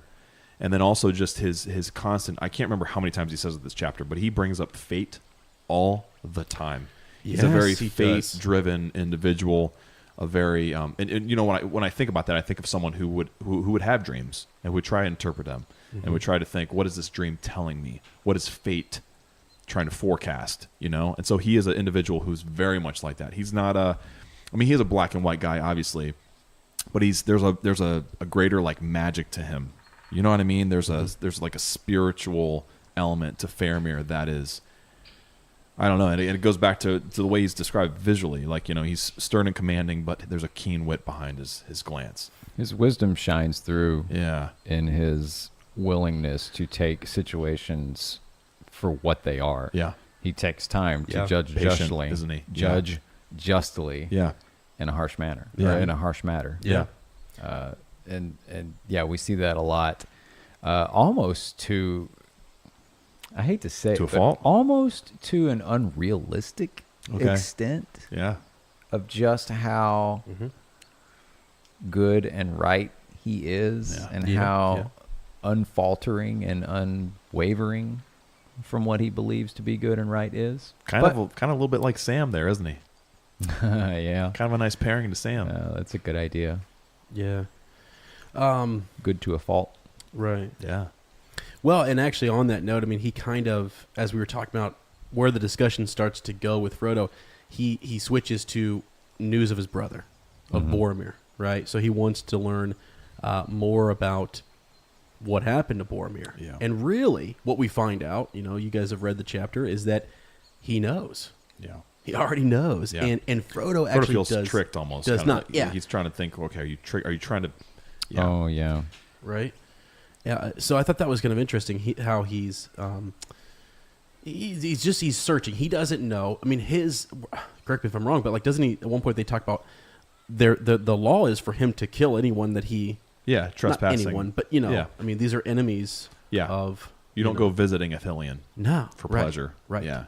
So even though Frodo kept saying we're just travelers, etc., right. He's got to decide in front of his men here what to do. Why do I let this individual cross? And he's very different from the other folks that they've encountered. Sure. Yeah, so I don't know. Yeah. Why are we making an exception for this guy? Yeah. So that seems to be maybe why we're having this big. His acuteness and perceptiveness is what's leading him down this path to say, hold up, wait a minute. Yep. Let's not be hasty. Right. Something's different. Let's not immediately slay these two. Yep. Mm-hmm. Yep. Yeah, exactly. So let's see. Frodo goes on when he's asking about Boromir. He tells him what he knows, but it's to the point where what? Just as a reminder for everyone, he doesn't know the fate. He had left several. Actually, Kurt, you had some. He's shocked to hear that Boromir's dead. Right. Yeah. And there's a timing piece here with all of this, and I saw some notes that you had earlier. Oh yeah. You want back up to the timeline? Yeah. Your timeline here, where you kind of break down what happened win with Faramir. And isn't it brilliant how Tolkien does this too? Because you do get lost. Like I would have to go look it up to see exactly on this date what's going on with our other buds, with the other half of the Fellowship, and I think it's intentionally done that way because when the Fellowship was broken, that tie was severed, and they weren't on their cell phones going, Aragorn, where you at, bro? Leggy, what you doing? Like they didn't know. They didn't know the fate of their. And Frodo even says it here. He's like, if Boromir's dead, then I have fear for all of them. Exactly. It's easy to forget that these two have been off on their own. Well, other than Gollum. Yeah. Right. They have no idea. That Boromir's dead. Yeah. Let's see. What does our timeline land us? We're like in that first week of March. Faramir says that he heard the horn 5 days before he set out for Ithilien. All right. Yeah. So on the 6th day of his trip is when he finds Frodo and Sam on 7 March, which means it's been 11 days since the company broke at Parth Galen. I like to keep track of that. That kind of puts things into perspective. Because for me, it's been like 6 months. Right, I kind of lose track of how long. It feels like a long time. It's been less than 2 weeks. It's nuts. Yeah, it's nuts. I don't know. Fun fact about March 7th: that's also the same day that Aragorn made it to Dunharrow. Yeah. So events that are in meanwhile, Return elsewhere of the King. in Middle Earth. Right. Yeah. And that's also like why when you watch the movies, there's some of that distinction of why Peter Jackson decided to split it the way he did, because. He said, guys, like when they were entering Shelob's lair, the attack on Minas Tirith was happening. It's not like how because you do get kind of lost with that in the book. You're like, okay, well, what's happening at the same time? Yeah, because so that the gives book some goes perspective. forward and comes back. Yeah, goes forward time and travel. comes back. Goes forward and comes back. Yeah. One thing that Kurt, what you were saying there with this just being 11 days. Think about the hardship. I don't know if it's intentional, but you do think it's much longer, and it's probably because of how long and hard this has been. How one day, on that type of terrain could feel like several days. You know what I mean? It's just they've gone through a lot in a week. Yeah. I think I'd probably sleep for like months after all this. And, I mean, just like Jeezy. Last chapter, they're talking about the need for food, and it's like, they're running. I mean, they've got the Elvish bread, but that doesn't. Right. I mean, they wanted something else. Hobbit's hunger is different, isn't it? Yeah. The rationing is starting to. So there's just before we get too far away from hearing the horn, I want to land on that for just a second. I like this. Yeah. So okay, where is it? Let me get to it in my book. I'm sorry. Give me 2 seconds. I should have been more prepared. No, you're fine because this is a big. This kind of blew me away actually, and what I forgot, and I know Kurt's gonna want to talk about this is just. What was seen and what wasn't seen, and I'm like, oh boy, okay. I had kind of forgot that and the significance of the horn to the family. The family, heirloom, right? Yeah, I totally. So Faramir, 5 days Eras set out on this venture. 11 days ago, at about the hour of the day, I heard the blowing of that horn. Speaking of Boromir's horn, from the northward it seemed, but dim, as if it were but an echo in the mind. A boding of ill we thought, my father and I, for no tidings had we heard of Boromir since he went away, and no watcher on our borders had seen him pass. And on the third night after another, and a stranger thing befell me. All right. Come on. Number 1. Do we think he really heard the horn? Yes. Or do we think... Okay. Go ahead. My initial reaction is no. Spiritually. I think it's more like a brotherly connection, but it clearly says that Denethor heard it as well. Right. So this also, I think, shapes your path forward. If you say yes, then you got to believe something about the boat too. Right? Maybe. Okay. Okay. Because I think if it's really happening, it's happening in all situations. Yeah, maybe. If it's a vision or a dream. Yeah. My question is, okay, so is it like that tie to family? Is it because are they the only two that heard it? Yeah, that's a good question. If it was actually heard, or were they just the only two there? Or was it a sense they felt like okay, let's imagine that we're sitting here right now and a horn doesn't actually blow off in the distance, but boy, it seemed like it did. Yeah. Yeah. You know what I mean? That's what I kind of feel like. It seems like there's a, but there's not. So here's the thing. It seemed like it. Well, okay, we have to keep in mind that they're well aware of this horn. Yeah, yeah. They know that he has it. They know that he's out and about. They know he's been gone for a while, and they haven't heard anything. So maybe they're kind of already in that mindset of just being on guard for him, right? Yeah. Not that they would physically hear it, but that the meaning of it is already playing through their head. Yeah. And the fact that Denethor's hearing it is because I had this thought. Okay, it just says that he heard it. We don't really know where he was when he heard it. Yeah. He could have been on, a very northern march of Gondor. I mean, he doesn't necessarily have to be at Minas Tirith to hear it. Right. So maybe in that sense he could have heard it. But the fact that Denethor heard it makes me think that they're probably in Minas Tirith. Yeah. Yeah. That's a It great. does. That's a great point. How could they? I feel like Denethor's not going to be out and about. No, he's I don't hanging think by so his either. thread. I think you guys. So I don't want to. What I do you don't got? want to spoiler alert, but I went into the Book of Lost Tales, and there is a side story that parallels this. There's a kid practicing trumpet on the second level of Minas Tirith at the same time, and you know how sound travels in the city of 7 levels. All right, and I think it might have just been. Well, that no, settles that. I'm kidding. That settles that. I'm making that up. What is wrong with because you? this is crazy. Because now I was thinking one thing. Trumpeteering. I was thinking one thing, and now I'm thinking something different. I'm listening to you guys, and because I want to believe that I don't know why. I think it's because I want magic or magic might not even be the right word, but just drama. It's a very dramatic and romantic. There we go. Romantic idea to think that they heard this horn. They really heard it. And so I want to believe it was an actual sound that because of the power of this horn that it carried. Somehow the fates carried it to the ears of even if it is just these two. Yeah. But now I'm thinking, is it something is it more symbolic? Is it something that he felt? Was it a feeling? You know when you get that feeling something's not right. That's exactly what I was about to say. Exactly. Right. Yeah. Sort of a premonition. feeling. Is it a premonition? Kind of or a distant connection. Yeah. Do I think? I don't know. That's what I love about it is you don't really know. And Kurt, when you first asked that question, do I actually think they physically heard it with their ears? No, because everyone else would have. I feel like other people would have heard it, but then unless Kurt has that point, unless they're trained, they're on watch. Or if it's that like the only that it's they're in harmony with it. It's something that they could hear that no one else could. Yeah, right. You know what I'm saying? They can hear it because they are related through blood, and it's a special, thing there. Yeah, I don't know. I love that we're able to even and ask these questions because you don't really and because we know that certain objects have that magic, right? We talk about Anduril. Yeah, Anduril has a very real presence about it. It's an inanimate object that can do some pretty incredible things, right? It can command an army of dead soldiers. You know, it can do a lot of other things, but it's just interesting that they're like it can strike fear in the hearts of those who are evil.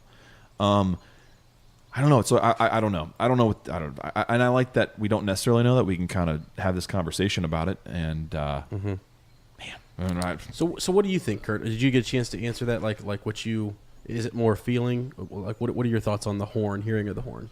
I'm very undecided on it. Okay. I don't think that they physically heard it. Yeah. And I base that on what I was saying about the fact that Denethor heard it as well. Right. If it had just been Faramir and we didn't know 100% where he was when he heard it, I could have gone with he was somewhere north in Gondor and heard it. But I think it's more of a relational connection. Yeah. A feeling, just a sense that they got. I don't think it's impossible to think that father and son could have that kind of connection. Right. And besides what we talked about earlier, knowing that he has it, that he's out there by himself doing something dangerous, maybe you're kind of already leaning in that direction anyway. So no, I think it was almost more. waiting I to think it hear was it. more of an emotional connection Yeah. than actually physically hearing it. Okay. It's probably I think we're way out of order, but this is probably a No, good it's time okay. to go into the dream as well Yep. because that's right next That's in right the next. passage. Yeah. Yes, it is. Anybody want to read? Yeah. So let's Got a see. book club No, yeah, right after that. You're right. You're right. So I was waiting for you. You read it, Kurt, if you want. Yeah, do you have it right there in You want front of you? Yeah, where do we want to start? I want to start by the. Okay, I have one more question though. Oh yeah. And I don't know if this. I can't remember if this is answered here, and you guys are going to know. What do you think Faramir thinks? Do you think Faramir actually thinks he physically heard it? Or do you think that he? I heard the blowing of that horn. Sure. Yeah. Sure. From the northward, it seemed. And he is so tied with fate and kind of more like we said earlier, romantic ideas of reality. That do you think maybe if he felt it, then he really did hear it? But think about it. In his own mind. Think about this. It wasn't like he said that he heard a clear sounding. To him, it was faint and distant and dim. True. Dim, True. as And if so it were it's also but you would look around as and if say, it were but an echo in the mind. yeah, See, there you go.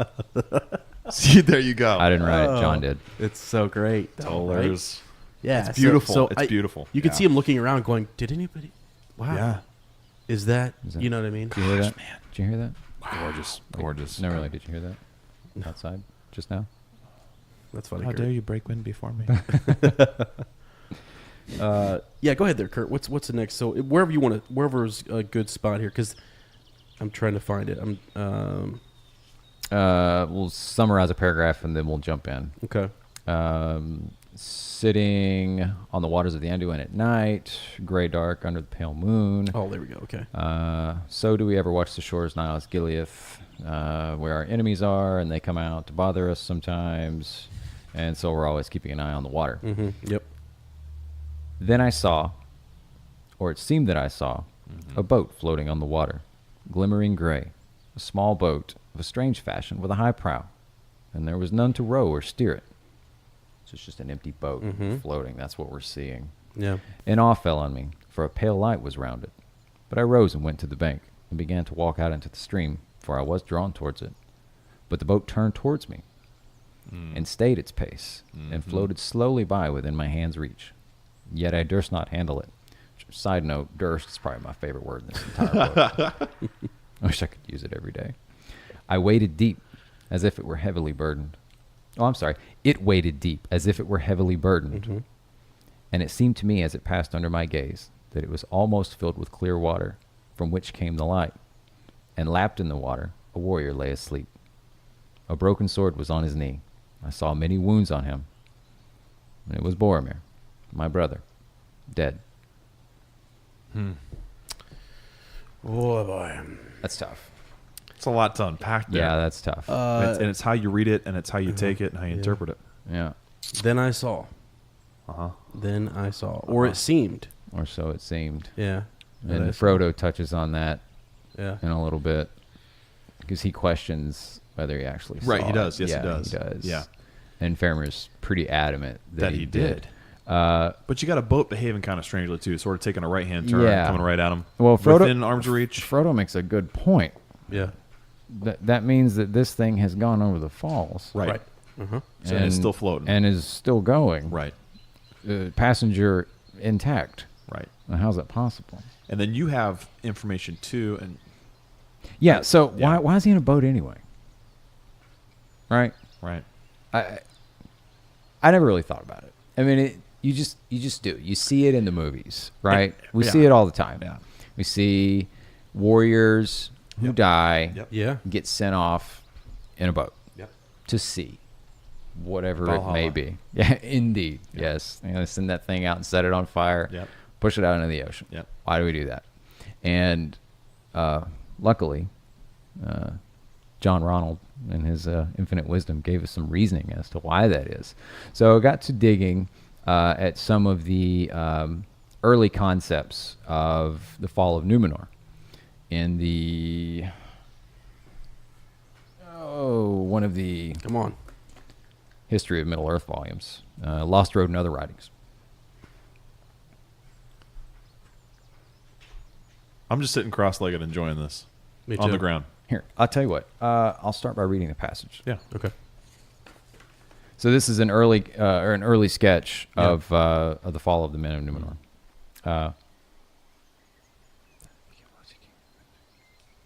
We'll just start in. Okay, so at this point, Numenor has sunk. Yeah. Some men have escaped and started establishing realms Right. here along the coast of Middle-earth. Okay. There they became lords and kings of men, and some were evil, and some were of good will, but all alike were filled with desire of long life upon earth, and the thought of death was heavy upon them, and their feet were turned east, but their hearts were westward. And they built mightier houses for their dead than their living, and endowed their buried kings with unveiling treasure. For their wise men hoped ever to discover the secret of prolonging life, and maybe the recalling of it.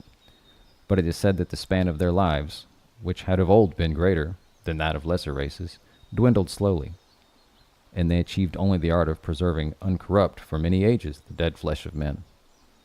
Wherefore the kingdoms upon the west shores of the old world became a place of tombs, and filled with ghosts, and in fantasy of their hearts, in the confusion of legends half forgotten concerning that which had been, they made for their thought a land of shades, filled with wraiths and living things.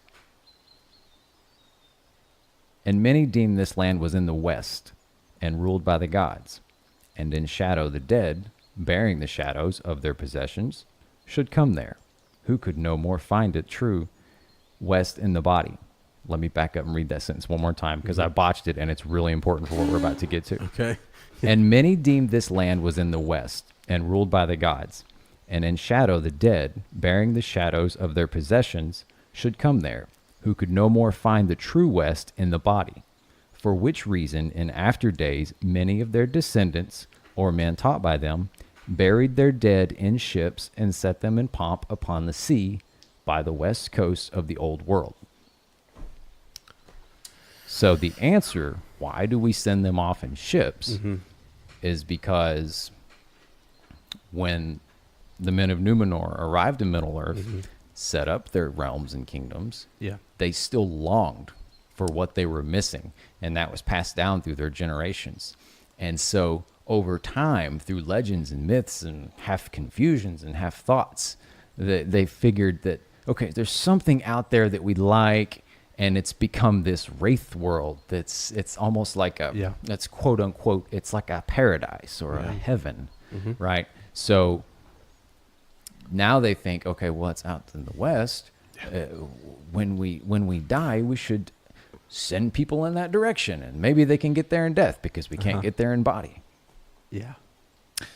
So you're reading that. Interesting. Oh, sorry. Go ahead. And you started in the explanation, and then you read. And I there's one person who this made me fall in love with even more, and it's Aragorn, because this is something very known to him. This is something that when Boromir dies, he knows what they have to do. Yes. This is his brother in arms. This is his southern kin, and he knows for his soul to be at peace. Wow.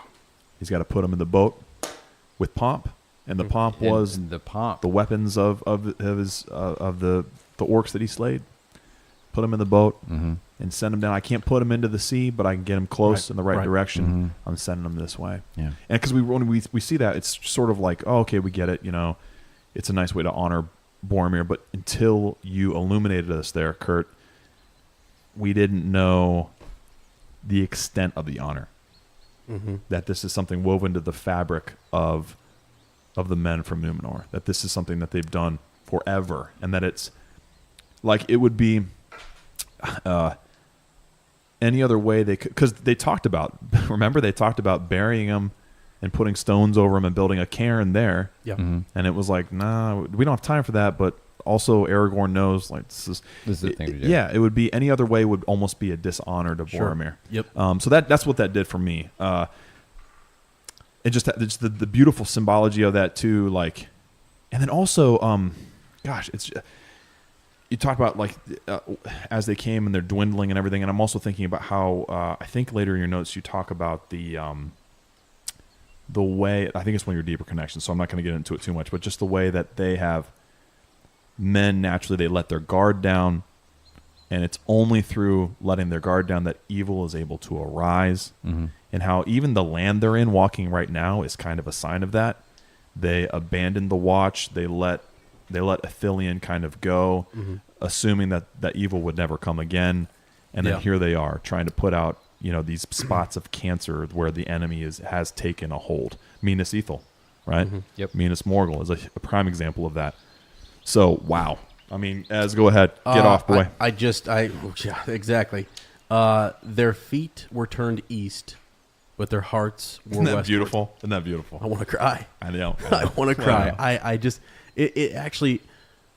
It's just so cool. It's so cool to think about why you would want to. That gesture just means so much more. Now, as you put it, looking back at Aragorn and what he, did there for Boromir. And when I think of the vision, I call it a vision, that Faramir has, it's almost like, doesn't he even go on to say, or this wishful, thinking that he is headed west and that his body did make it to the sea and is by now I think he says it must be there. And that's almost like it's a comforting thing. I would think it. And so did he actually see it, or is that something, was that a vision? Maybe he didn't physically see it, but it's something that he did see in a vision and knows that it's well on its way there.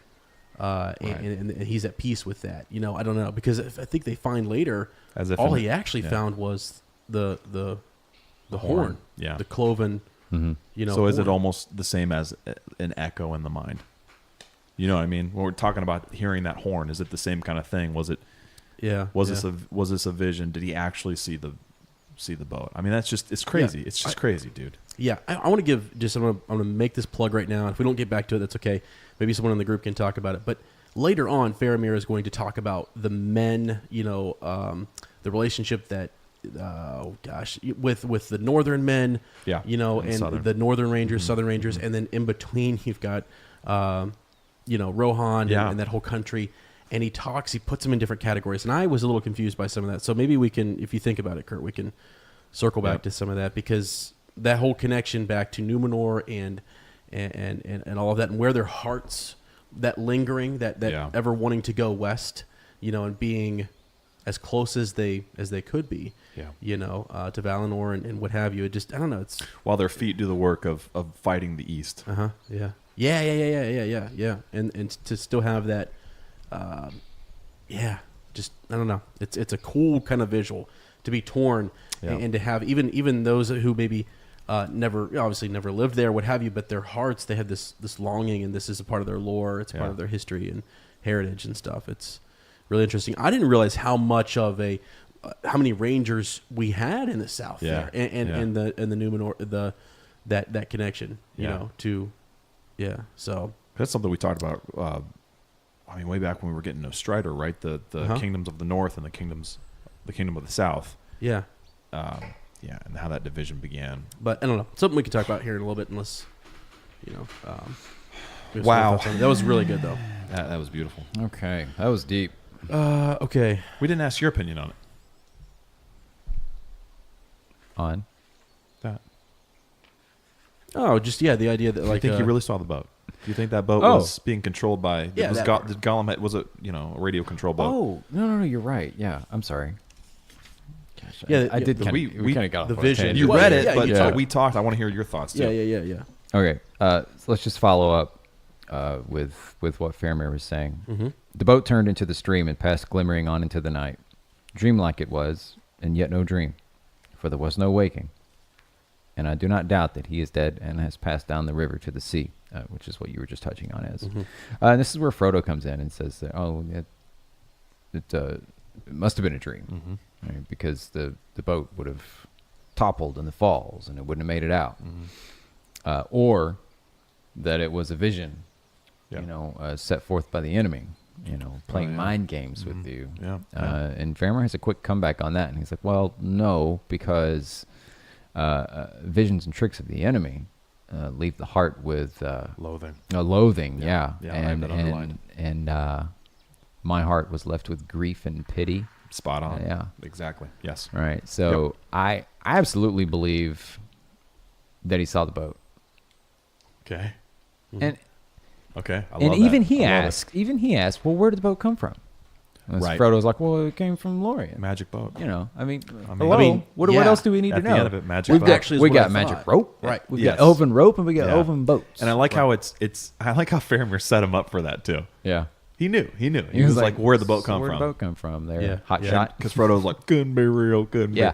Oh, Galadriel. Yeah. Oh, yeah. And the whole detail with the belt too, that he Right. recognized everything except for that belt, and talked about. And then they bring up the lady, And it's interesting too how Faramir has the, Boromir had a fear of Galadriel, right? Because I think it's because of her perceptiveness, and he knew what he was fighting in his core.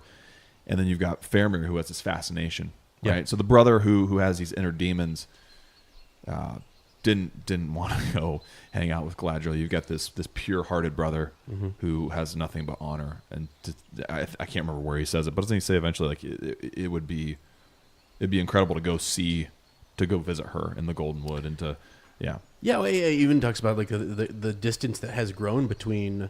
all the races. And he's so to be conscious of that. You know what I mean? To really he's so unique. Isn't wonder he? and to think about it. Yeah. To ponder, why did that happen? Why is that happening? Yeah. And then just to note it. I don't know. He's such a philosopher. He's a scholar. Warrior. He is. Yeah, he's learned, Yeah.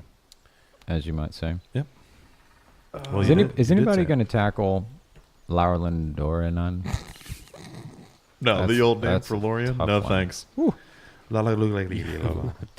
If there's one person you don't Now want I to know why tackle, they it's me. shortened it. Ezra? Yeah, absolutely, man. I nominate myself. That's what she said. Uh, Guys, just got me thinking. You were talking about names. oh, I don't know. I mean, call me crazy. Crazy. Call me Boromir. I'll call you maybe. Don't call me Kurt, please. Don't call me unimaginative. Okay. I think it's about time that we start a Lord of the Rings podcast. Maybe a book club that goes beyond anything we ever could have imagined. But the important thing is, some people say it's not what's in a name, but I disagree. Yeah, I gotta get the name just right. Gotta get it right. Do you have any ideas on what we could name this I adventure? do. Absolutely, 100% I do. The Offered Sauce podcast, Really? right? Saucy offerings. Oh, Kurt, get in there, boy. We haven't even talked about that yet. No, we Yeah, haven't. no. That was like a I third know. paragraph I of the know. chapter. I know. How about the Once Is Enough podcast? Have you guys ever heard that? Like in real life? Once is enough. I don't get the reference. Me neither. Any Yeah. other ideas? I don't know. Kurt, But- you got anything? Oh yeah, Kurt. Yeah. Do I? Do you have any? The riddles answer? Ooh. I like that. I like In that. the very room where we asked riddles, my friend. Ez, you did. got any ideas? Yeah. Well, near the mark. We're getting near the mark. I like that. How about Nine Walkers podcast? 9 walkers. We could have Walker Texas Ranger. I don't know any other walkers. Right. Sure, you Yeah. could find some. We could. Johnny Walker. It's an alcohol. Oh, yeah. We're Kurt? getting there. Show me your quality. Oh, Show me gosh, your you could quality. get in trouble with that one. Yeah, I'm not sure what that podcast is actually going to be about. Yeah, I don't know. It would be an after hours show. Yeah. As one of these days, Kurt, I think it's good. maybe you can witness it happen. One of these days. And don't forget to visit Michigan. It's a beautiful place. Oh, we had a couple different folks hopping on Discord. They're giving some. No. Oh, did we? Yeah, Let's it was read 'em. cool. The Should I replay the music? No, that's okay. The Cloven Horn podcast. Oh, Ooh, that's get out. good. That was a good one, right? Winner, chicken dinner. Man, that's beautiful. The Fallen Brother podcast. The Treading East. Who are these folks? Trading East. Oh, Yeah. that's good. So That's really good. Trading East. Treading East. Yeah. East Feet, West Heart. Yeah. Stupid. That was so dumb. That was the worst one. That I've was ever a Michael Scott moment right there. Yeah, That was it was. hilarious. Yeah, keep I will trying. attack you with the North. Oh Who man. gave us those names? Us? Give us a shout. Oh, I can't even. There's so many. Oh. Yeah, sorry. Too many. Okay. Yeah, we Too love many you people. though. I Yeah. just. Yeah. Okay. Let's see, friends. Were those the ones you're too shy to share? You're blaming it on Discord. You didn't. Yeah, wanna I share blamed it those. on somebody Yeah, else. Okay. All right. Yeah. That's funny. I could do that from here on out. Could comment from Discord from Melkor. Sorry, Melkor. You sound like me over there, bud. Now that we're in a lighter mood, Yes. Yeah. I have to touch on this What do you bit. got? I'll I have touch on to it. touch on this bit with Do it. Sam and Faramir early on. Yeah. It's Oh. just too much sauce. His hands on his hips. It's just so good. Where are we at here? See here, Captain. He planted himself squarely in front of Faramir, his hands on his hips, and a look on his face as if he was addressing a young hobbit who had offered him what he called sauce when questioned about visits to the orchard. And I love the bit on down. Patience. There was some murmuring, but also some grins on the faces of the men looking on. The sight of their captain sitting on the ground, eye to eye with a young hobbit, legs well apart, bristling with wrath, was one beyond their experience. It's just too good. All right, friends, the conversation, it's clearly, it's good. There's a lot going on. Kurt has provided us with ample details and just little nuggets there on Faramir. We'd like to continue the conversation next week. We didn't want to slow it down, didn't want to skimp on the details. So the full conversation, the full episode is actually going to be available on Patreon as a reward for our patrons. You can go listen to that there. And then next week we'll come back with part 2 and just kind of continue on with the conversation. So we'll be back in the window on the west. We'll finish that up, and then after that we'll continue on with Two Towers. So yeah, also wanted to do a quick shout out to all of our Valar patrons. So Rachel, take it away. W. Wolf, WM, Susie, Sherson, Phil, Nicholas, Jessica, Jim, Jeffrey, Jason, Erica, David, Trace, Charlie, Cecily, Ben, Alex, Panat. I love you. Thank you for listening, and again, we'll come right back next week and just continue on with this great conversation. We'll see you in a Hobbit fortnight, and remember, Frodo wins. Frodo wins.